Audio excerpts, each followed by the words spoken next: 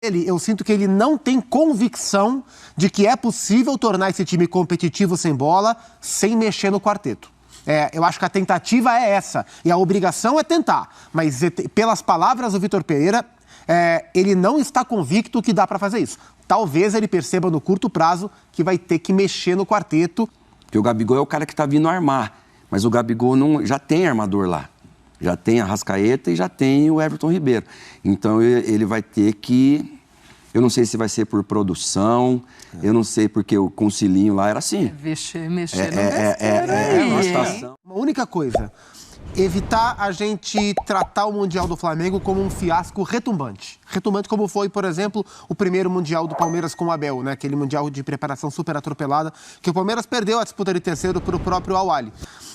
E o Flamengo flertou muito com esse risco, porque, assim, no total... Eu acho que o Flamengo teve alguns instantes de jogo interessante, mas no total eu gostei mais do time egípcio do que do time brasileiro, especialmente no 11 contra 11. Acho que o Flamengo foi inferior ao Al-Ahly no geral do 11 contra 11. E em algum momento do segundo tempo, o Al-Ahly perde o pênalti, depois faz 2-1 no belíssimo gol do Abdelkader, que fez uma partidaça, aliás, fez um Mundial muito bom, número 9 do Al-Ahly, já havia jogado muito contra o Real Madrid, dado um trabalhaço por um lado, e fez uma partidaça contra o Palmeiras, contra o Flamengo, o segundo gol do Al-Ahly foi um belíssimo gol. Então, o Flamengo sofre o pênalti, o jogador perde. Na sequência, o Abdelkader faz 2-1. Na sequência, teve a chance de fazer 3-1. Então, ou seja, contando o pênalti ali, o Flamengo correu o risco de, em algum instante do segundo tempo, estar 4-1 para o adversário. Porque o volume de jogo, ele era compatível com essa conversa. O Flamengo teve momentos em que não conseguiu jogar. E muito pelo contrário, o Al-Ahly chegava com muita facilidade na área do Flamengo. Então, eu acho que em termos de desempenho, no geral, pegando os dois jogos, foi um Mundial muito ruim do Flamengo. Especialmente dentro daquilo que a gente sabia que esse time era capaz de fazer, né? O Flamengo embarcou para o Marrocos com a gente discutindo quão acessível era o Real Madrid. E o Flamengo volta do Marrocos com a gente achando bom que não passou o vexame de ficar em quarto lugar. Então, eu acho que assim, tem pouquíssimas coisas positivas para se tirar dessa fracassada viagem ao Marrocos, dessa fracassada excursão para a disputa de mais um Mundial. Foi muito ruim o papel do Flamengo dentro do Campeonato Mundial de Clubes. Silas. Eu vejo assim, como o Zupa, faltou planejamento, porque dos 4 times que jogaram as semifinais, 3 estão meio de temporada para o fim. Real Madrid, o Al-Ahly e o Al-Hilal. E o Flamengo, início de temporada. Teve muito tempo de férias. A gente viu claramente dentro do campo a diferença de tempo de bola. O Vidal, no lance, o juiz foi muito equivocado. Era para dar cartão para o jogador do Al-Ahly e não deu cartão para o Vidal, mas deu falta contra o Flamengo. Mas a gente via ali o jogador chegando muito atrasado. E até no minuto 67, que quando é expulso o jogador do Al-Ahly, o Flamengo estava sem condições nenhuma de ganhar o jogo. Estava 2-1 para o Al-Ahly, aí em seguida faz o 2-2. Bom, aí toma conta do jogo. Mas, assim, ficou bem claro que o Vitor Pereira vai ter muito trabalho, o Glaucio Zupa. E, para mim, essa vitória serviu para 3 pessoas lá no Flamengo. Primeiro, o Marcos Braz. Primeiro. Segundo, o treinador, que vai ter um pouquinho mais de descanso. E terceiro, para o Vidal, que falou besteira, jogou pra caramba. Então, a gente aqui critica quando o cara fala besteira. Mas a gente também precisa elogiar quando dentro do campo o cara vai lá. Hoje ele deu o recado e o Flamengo se arriscou, Glaucia, fisicamente. O Davi Luiz saiu mais ou menos, o Arrascaeta também terminou o jogo. O Flamengo se arriscou a perder jogadores na parte clínica por conta dessa má preparação. Ô Silas, você toca nesse ponto, né, de que o Flamengo foi o que chegou mais diferente dos outros por conta de um momento de temporada. Os jogadores falaram sobre isso, o próprio Vitor Pereira também. Houve um erro de planejamento, talvez aí vocês acham, até do trabalho ter que ser iniciado antes, porque já se sabia que o Flamengo teria esse início de temporada com esses principais jogos logo de cara, né? Supercopa, Mundial, enfim. Vocês acham que poderia ter começado um pouco antes esse trabalho no Flamengo? E até outra também, né? Um time que se conhece, por mais que você tenha a troca de comando técnico, são jogadores já muito acostumados a jogar juntos para que não se veja tanta coisa em campo, né? Assim, poderia ter voltado antes, porque pela Copa do Mundo, né, os campeonatos acabaram em novembro aqui. Então os jogadores tiveram um bom tempo de férias, né? Então o Flamengo poderia ter antecipado um pouco essa volta de férias, pensando na aceleração desse projeto para o Mundial. Então, sob esse ponto de vista, o Flamengo poderia ter se preparado melhor para esse campeonato.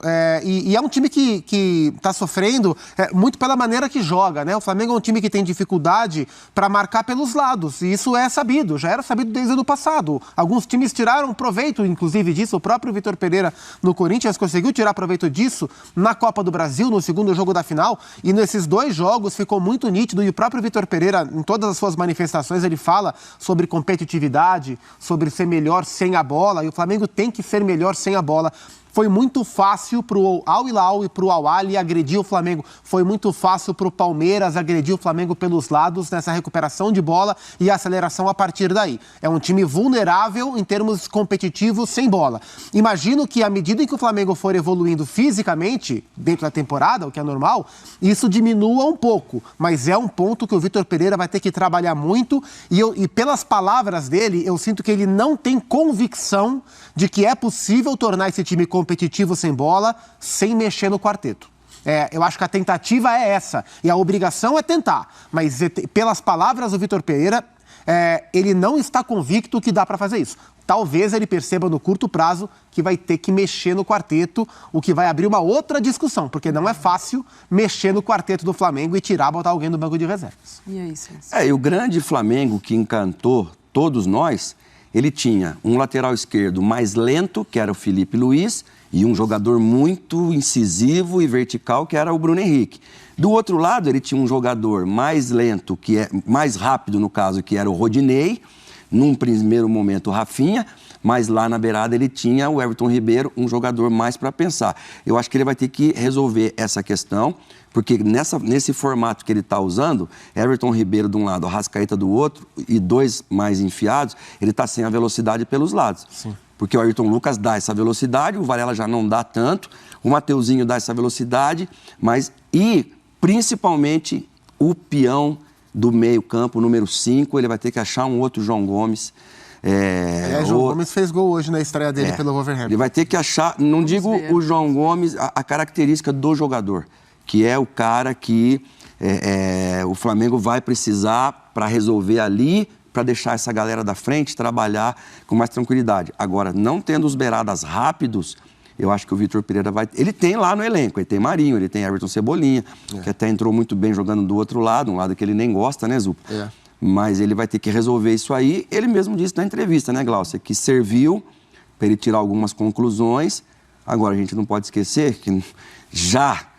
Daqui a pouco tem Independente Del Valle, tem lá e aqui, tem 3 clássicos para jogar. A sequência do Flamengo é puxada, são os 3 clássicos cariocas. Deu um alívio. Del Valle aquele alívio assim que você colocou só o queixo para fora d'água, não colocou muito mais do que isso. Del Valle hoje sagrou-se campeão da Supercopa do Equador, que não é um grande torneio em termos competitivos, mas o Del Valle, que vai ser o próximo adversário do Flamengo numa final, levantou uma taça hoje, bateu o Alcas e foi campeão com o time base que bateu o São Paulo na Sul-Americana. Ou seja, é esse time base que o Flamengo vai enfrentar nos 2 jogos de Recopa. A Recopa a gente transmite também aqui na ESPN. Exclusividade. A turma vai acompanhar este jogo do Flamengo contra o Del Valle e de volta, 2 jogos. Estamos todos de acordo que o lance da expulsão do jogador do Al Ahly hoje foi importante dentro do contexto do jogo, né? Um lance capital.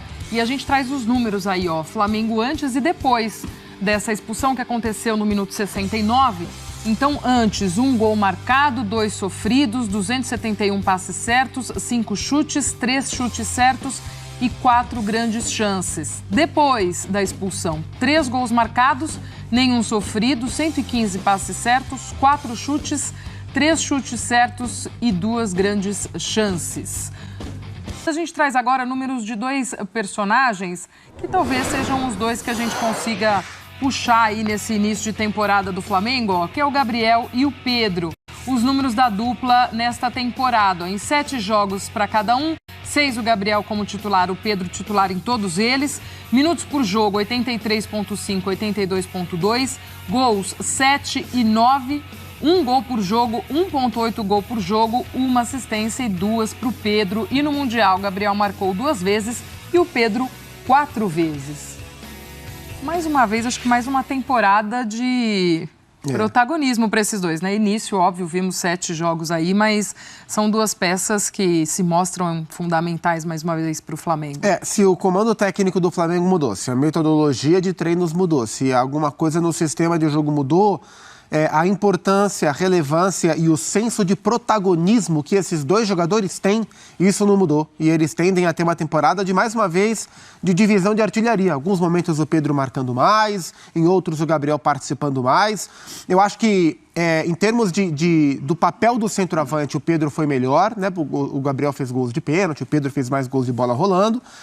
Então, dentro dessa função de definição, o Pedro se saiu melhor, mas o Gabriel, o papel do Gabriel no time do Flamengo, ele vai além dos gols marcados, né? E o Gabriel, ele tem circulado bastante, eu gosto muito da iniciativa do Gabriel. Então, ele tem circulado bastante em alguns dos bons momentos do Flamengo, que não foram tantos nesses 2 jogos do Mundial. O Gabriel teve participação em deslocamento. Hoje teve uma bola no primeiro tempo, estava 1-0 para o Flamengo, ou estava 1-0 para o Flamengo ainda. Que o Gabriel podia dar uma...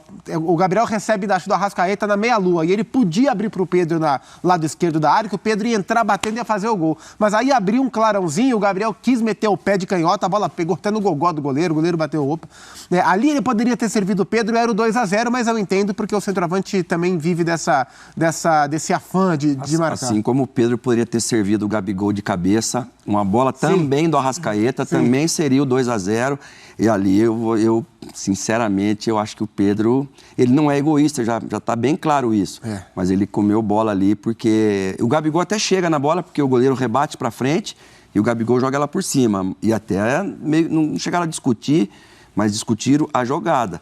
E ali era um lance para rolar para trás, cabecear para trás e o Gabigol ia estufar a rede. Eu acho que além do Pedro e do Gabriel, mais o Pedro do que o Gabriel, acho que o Pedro jogou melhor o Mundial do que o Gabriel.